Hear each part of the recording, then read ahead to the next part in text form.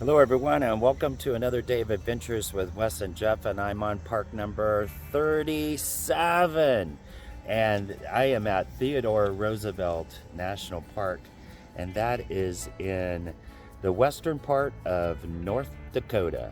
So I traveled here from California to Billings, Montana, flew into Billings, and drove the 4 hours in order to get to North Dakota. This park is very interesting because it's the only one that's named after a president or an individual, for that matter. But Theodore Roosevelt, this was kind of his stomping grounds when he was before he was president, and he wanted to become a rancher. And so he came out to the Badlands of North Dakota, spent some time hunting buffalo, and he did bag a buffalo while he was here, but they were almost getting extinct by the time he had arrived here in 1883. So this is Theodore Roosevelt. I'll tell you more. Stay tuned. I'm going to tell you more and take you around the scenes of the Badlands here in North Dakota. This sign is at the entrance that is in the little western town of Medora, North Dakota. Super cute, super quiet, super clean. Everything that an all-American city would be. It's not really a city, it's just a little town. They have a community show here that they offer, and like 4,000 seats in it. It's an outdoor theater. It's kind of cool. But unfortunately it is closed for the season because this is September the 29th of 2022, and the trees are starting to turn color, so I'm really happy to be here at this park at this time of year.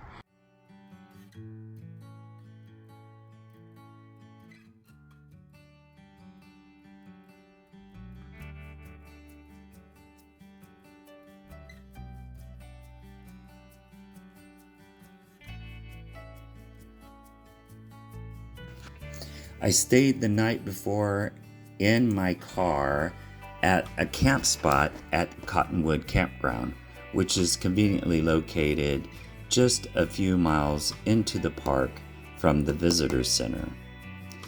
At the Visitor Center, you can learn from the rangers about the details and doing your itinerary for the day, as well as all of the history and information of Theodore Roosevelt establishing himself in this area for a few years. The ecology of this part of the country is very interesting, and it's been shaped by winds as well as erosion by water by the Little Missouri River. This area has lots of history of fossils as well as petrified wood that can be found in the park. Theodore Roosevelt was established here in this area because he wanted to go hunting and he wanted to bag a buffalo.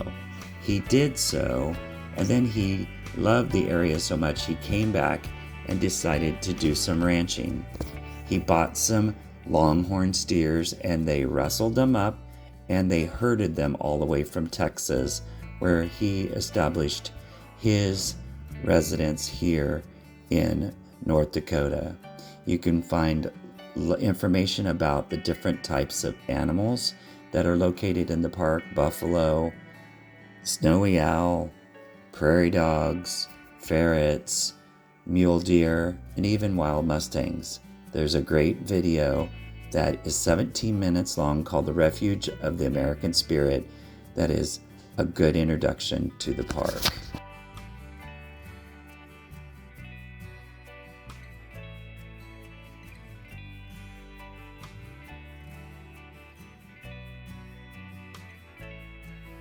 At the site of President Theodore Roosevelt's Maltese Cross Cabin. This was his first residence when he moved here in his mid-20s, 25 to be exact, and he wanted to be a cowboy. He wanted the Western lifestyle. So this was his one-room cabin that he built and lived in while he was here in North Dakota, here in the Badlands in this area. And this they uprooted and took all over the country on exhibit once he became president, our 26th president of the United States. And it went on tour, went to the St. Louis Fair, it went all over. Then they brought it back here to the Visitor Center, and it is now on permanent display here. And they've opened it up for us to take a look through. So we're gonna take a look. The fall colors are just outstanding here, and it's just really pretty. I'm gonna flip the camera around. So yeah, the fall colors with the Badlands off in the distance here are just absolutely astounding. And so they just opened this up for the day so that people could take a look at his little cabin. So we're just gonna take a quick little tour of his cabin. Oh, it's got separate rooms in it, and there is his book nook hutch, where in his rocking chair and his writing desk.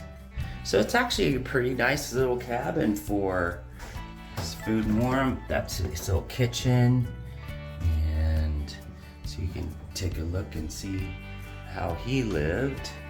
So it was fairly small, but it was perfect for one person. And he was able to come here and reflect upon his days back from New York. He was from an affluent family that he wanted the cowboy life though. And so he came out here and eventually purchased some longhorn steers that they had moved up from Texas. And he lived this quiet serenity life here with the beautiful stars and the buffalo and the deer and his longhorn cattle.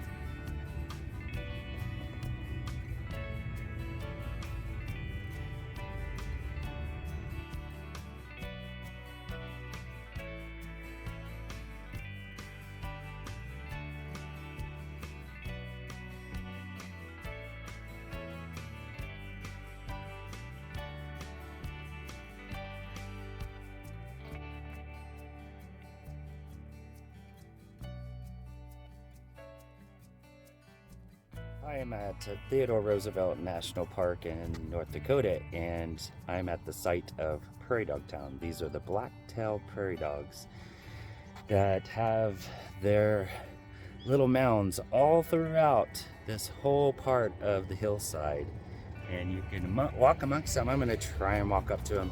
You know what? Most of them are kind of scared of people, but we'll see what happens. So you can hear them chirp, chirp, chirping. See if I can zoom in on any of them. There's a little guy right there. And there's a guy over there. They're saying, hey, somebody's in our territory. See that chirp, chirp, chirp? That's alarming his neighbors, saying, hey, somebody's invading our space. Could be a predator. They're the lowest on the food chain, so coyotes come out here and have a buffet if they are not very aware. But you can see them off in the distance. You can see all of them poking their heads up.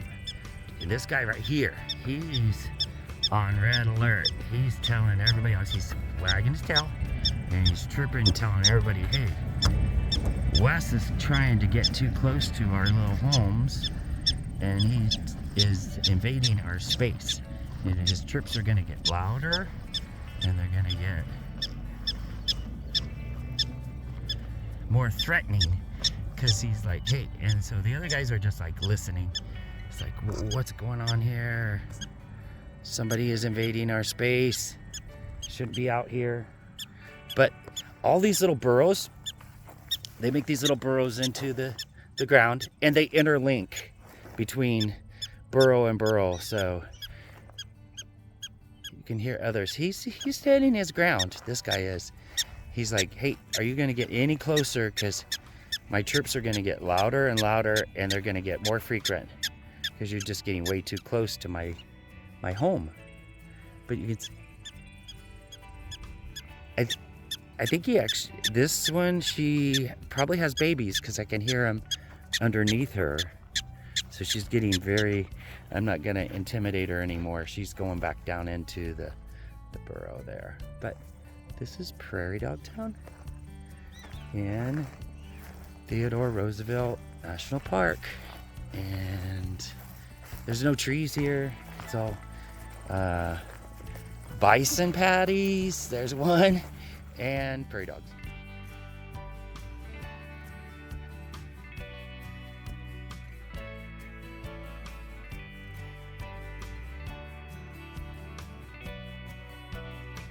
This is the first little hike I'm going to take. It's just 0.5, and it's called the Skyline Vista, and it has an overview look of the south unit of Theodore Roosevelt National Park. It's a paved trail that goes out onto this vista, looking across the grasslands there, the prairie lands, and it's a paved trail, so you can actually push a stroller out here or just have a leisure walk. People with mobility issues can easily navigate this trail.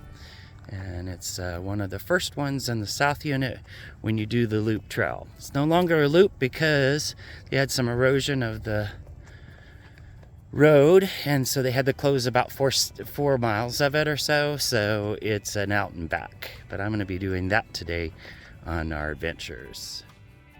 So continuing on the Skyline Vista Trail, I-94 here in North Dakota bisects the park here and cuts right through it, but they have fencing, 7-foot tall fencing that they have installed to keep the wildlife safe. They have bison, they have deer, they have elk, they have bighorn sheep.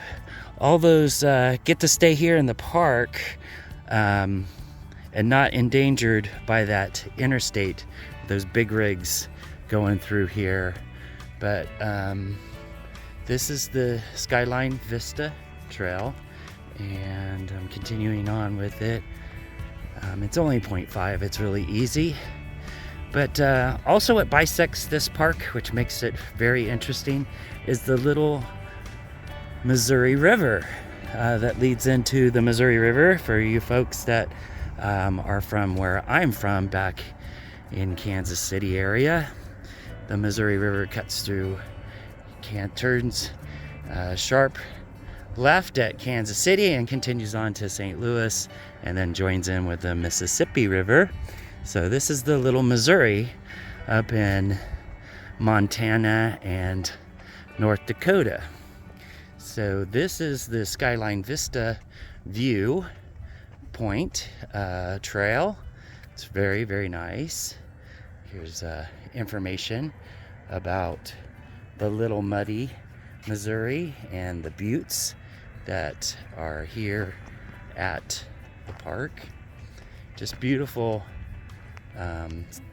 colors, fall colors this time of year. This is September the 29th, 2022. So that's the view that you get. Well, you got a freeway down there, that interstate, but it's off in the distance and it's really not bad. Not a lot of visitors at this park. Only about 500,000, so 700,000 or so.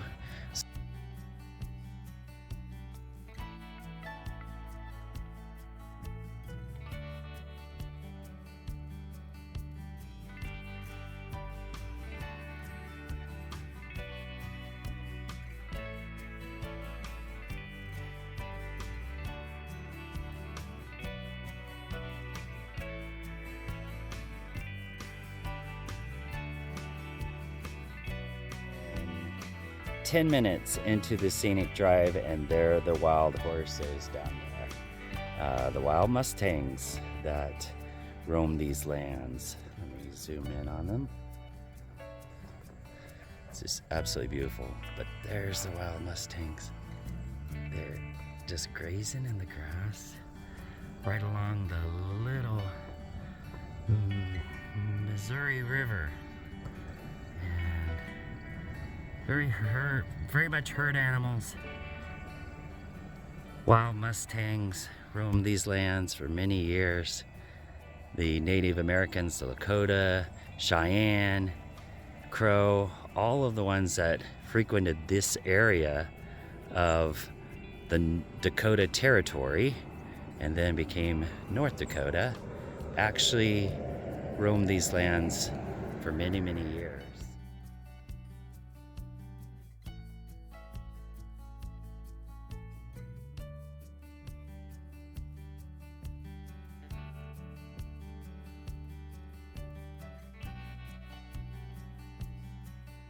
We have a herd of buffalo right along the roadside here. It's a big guy. That's a big bull. And off in the distance, and a whole herd here. Buffalo.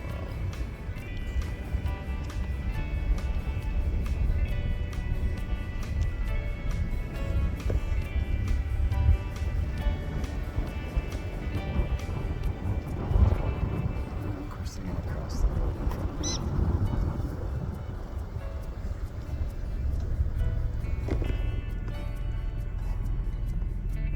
Such majestic creatures. Gotta stay in the car because they will definitely do some damage to you.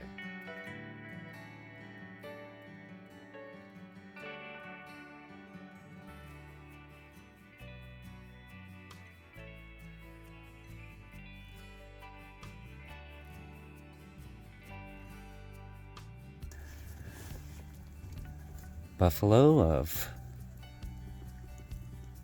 Theodore Roosevelt National Park.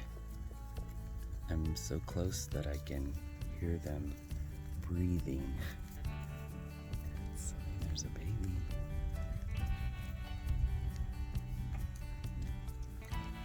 It's pretty amazing to watch them roam right around your car as you're sitting here peacefully amongst them. Just the whole herd is just moving so with such grace and just beauty across here. It's amazing.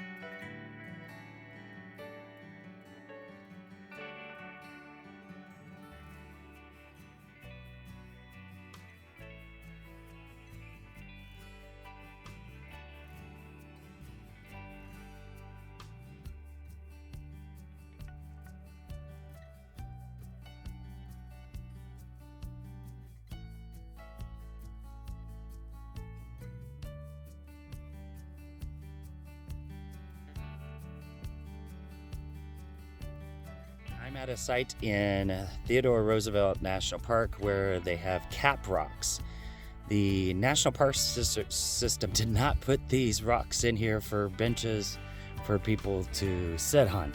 They actually have been eroded by time to create these hoodoo type rock formation. And it's right along the scenic byway here.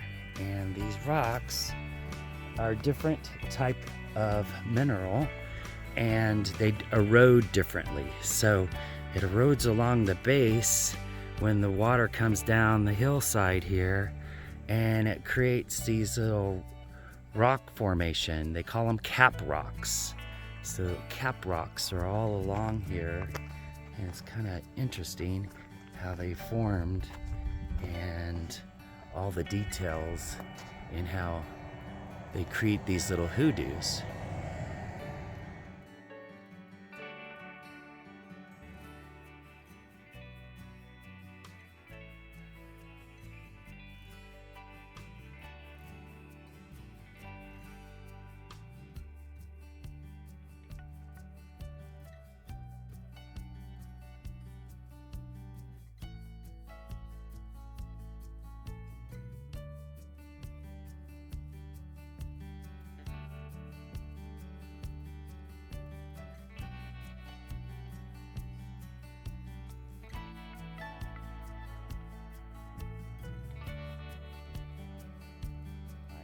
The Wind Canyon Trail, and it's just a 0.4. It's really easy, little trail that goes out to a bluff overlooking the Little Missouri River.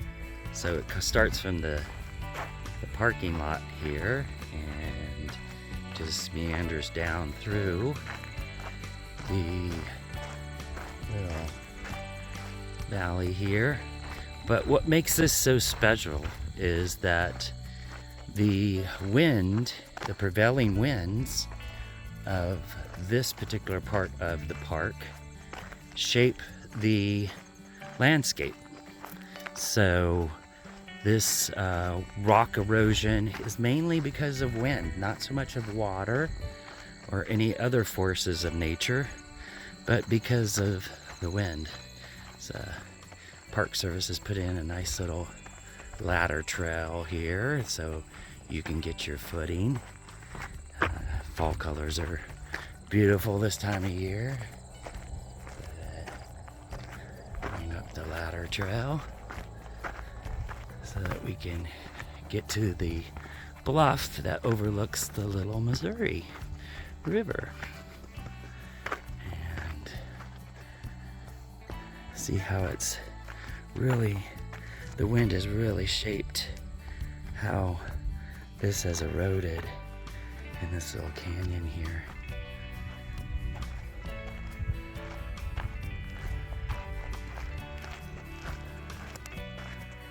There's the Little Missouri River. Right down there.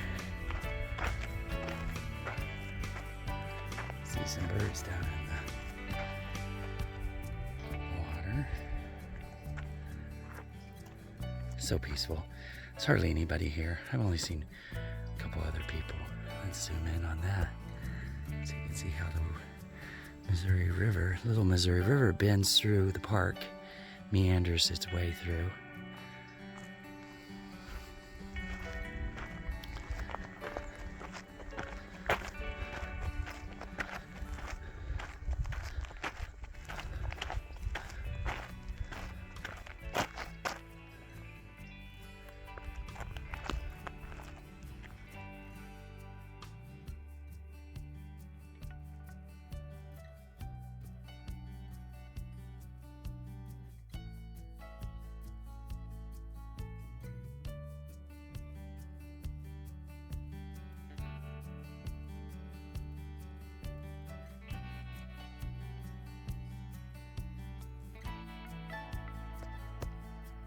Theodore Roosevelt National Park.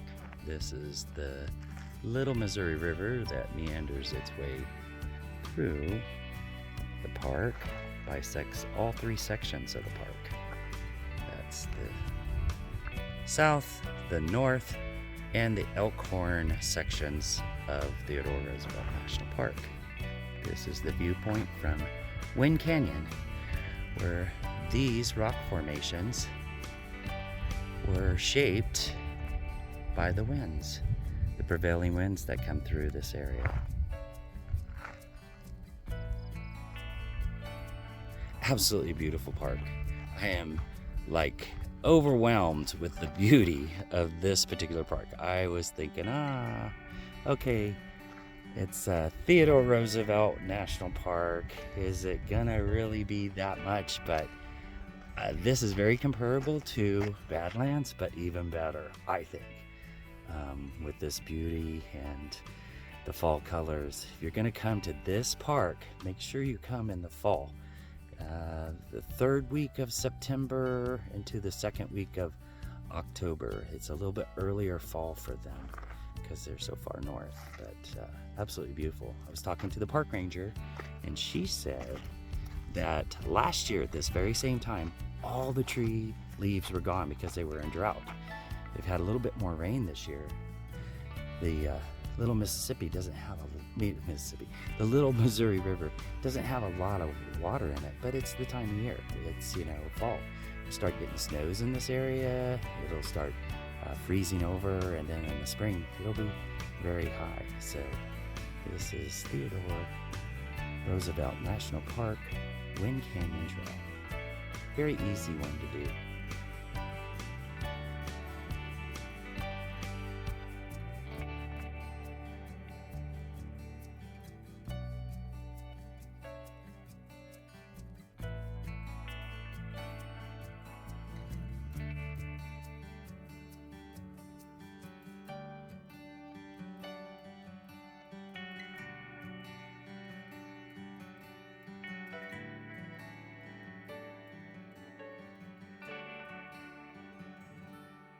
Is the peak over the bluff at Wind Canyon Trail, and that's the little Missouri River that meanders its way down through here, makes a horseshoe shape.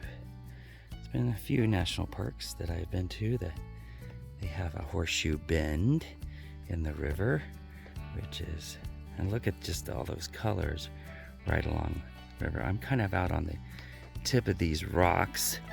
I'm trying to position myself so I don't fall off, but there's no railings. It's just a really beautiful view of the south unit of Theodore Roosevelt National Park.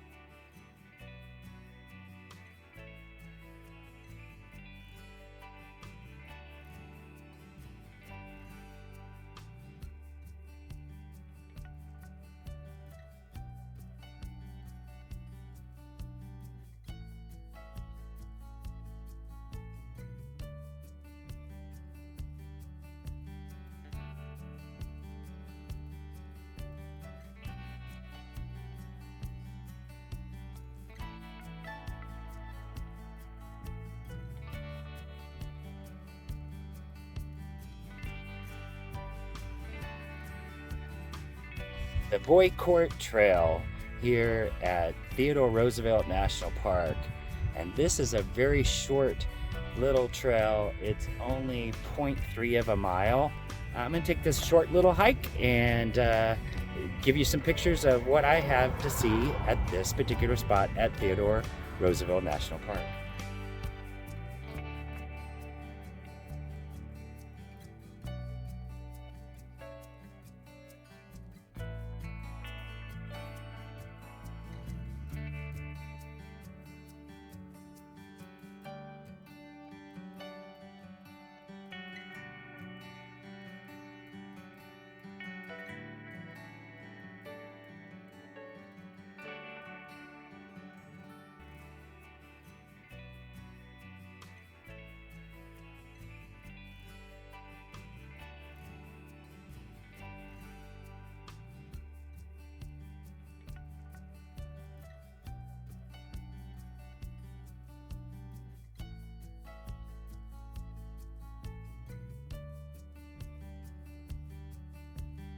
The Boy Court Trail Just absolutely beautiful views.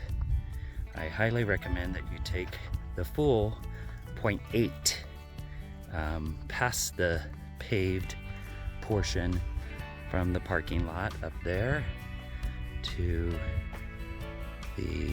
all the way out to the end, like this gentleman did here, and me. It's just him and I on the trail. But it's beautiful. And I don't see where that coal vein is still burning, but I might be able to see it from the vantage point out here. It's just the hills look so pretty with the different minerals exposed and the erosion with the little cap rocks. And the road continues on up there. This is a cool little hike. It's, like I said, 0.8, so it's not too bad. And it's really peaceful out here. Don't hear anything except for occasional bird. And you should have some views of wildlife. I am stepping across some horse poo, which is from the wild horses and from the buffalo that roam these hills here in North Dakota. And it's just really, really pretty. I think I came at the right time of year to explore this because it's really beautiful. There's hardly any people here. The trees are turning colors, and just there's my car way up there, and a horse trailer. Somebody's on a horseback ride, which is very popular at this park. We strongly encourage it because of the Western heritage that Teddy Roosevelt spent in this time. They really capitalize on the Western heritage stuff and preserving it. Brought some longhorns in as well, like it was when Teddy was here in the 1880s. So I'm almost out at the peak. Here's the peak and the vast overview and an overlook of these Badlands.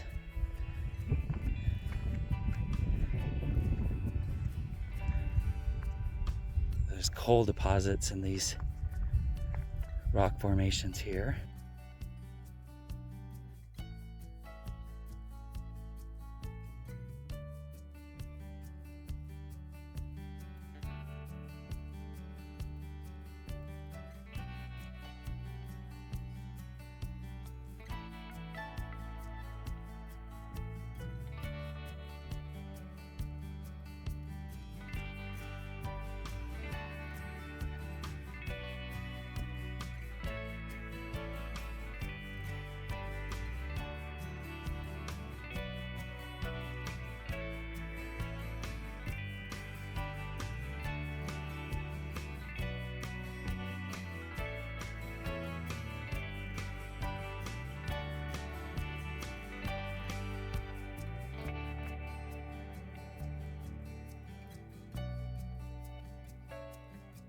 I'm at Buck Hill Scenic Overlook, and it is only a 10-minute little hike to the top of this little peak. It's the highest point in Theodore Roosevelt National Park, and it's 2,865 feet. So it's a great place to go up to the top and just look out over the vast Badlands of this park.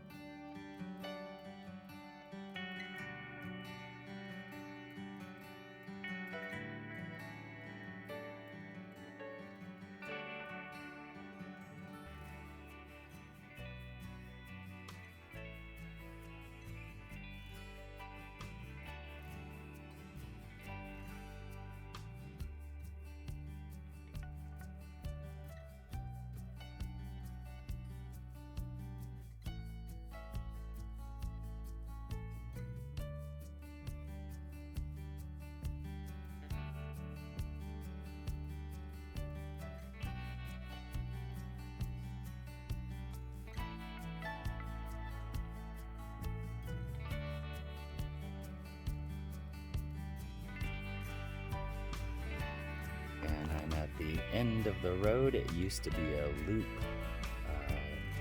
trail scenic trail that you could go all the way through. But back in 2019, the erosion occurred and they had to close the road. So now it's in the park on the south end, the south unit, and then out. But this is called the Badlands Overlook. It's the last stop on this scenic trail.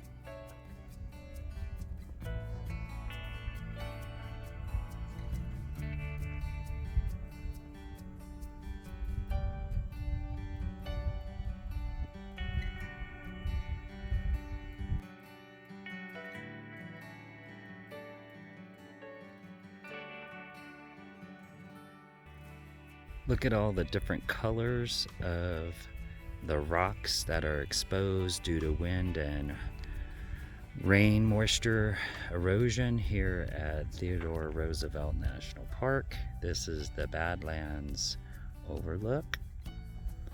Got some reds and some limestone looking, sandstone looking, and it's just a mirage of colors. And of course you have the trees, but not as many trees in this area of the park. Certain hillsides there are.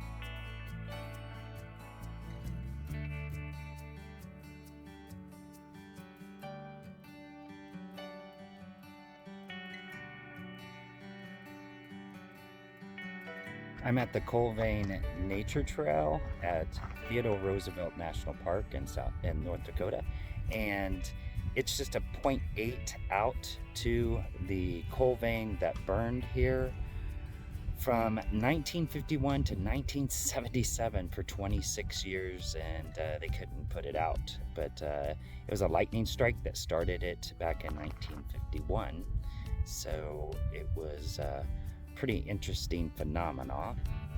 So here's the nature trail that goes off for the, it's got beautiful surroundings, of course. It's in the heart of the Badlands here, but it's said that many geology processes happen slowly over years, thousands or millions of years, but some, like coal vein fires, happen right before our eyes.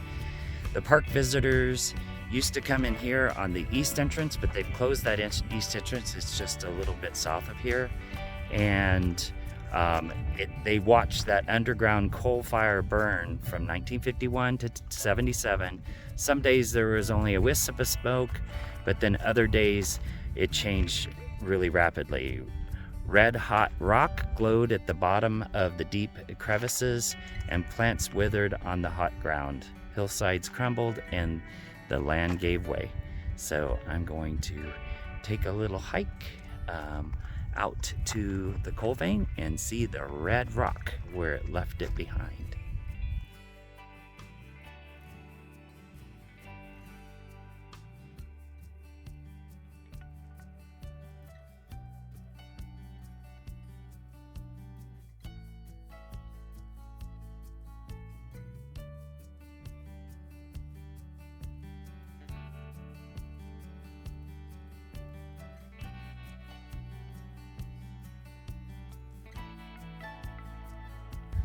This is the coal vein trail, and this is the actual spot where the coal vein caught on fire by a lightning strike back in 1951 and burned until 77. And it was interesting that they explained that it burned for 26 years, and visitors could see the smoke glowing coals, sometimes flames. They even roasted marshmallows over the fire. So it was right here in this little canyon, and it's marked by these posts. And I was expecting to see some red rock, but there's a little bit of red rock right there. But they have these nice little guides that they hand out at the beginning of the trail that you can pick one up, but they ask for you to return it once you're done learning and educating yourself about the area so that the next person can use them, so they can save on their resources, which is a good thing.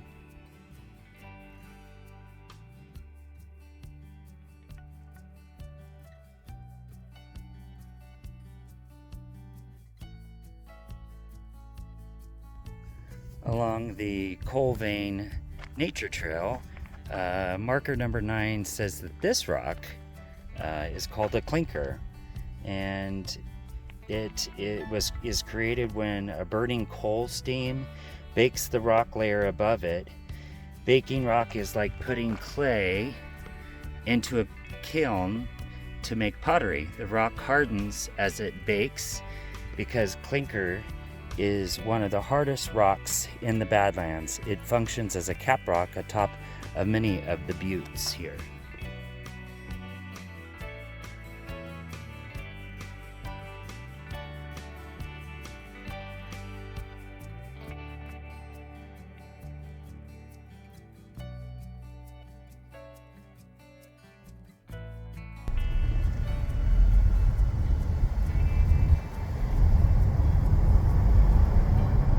Along the scenic drive of Theodore Roosevelt National Park.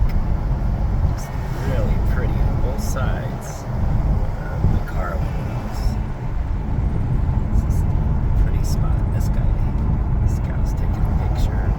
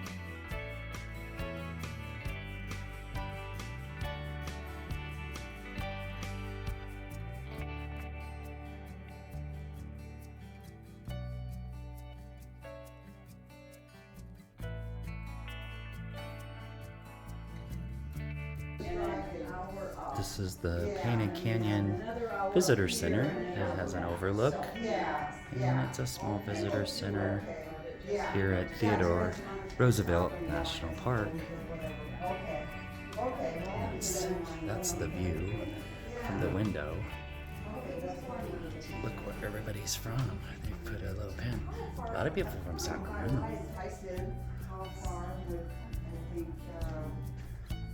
Theodore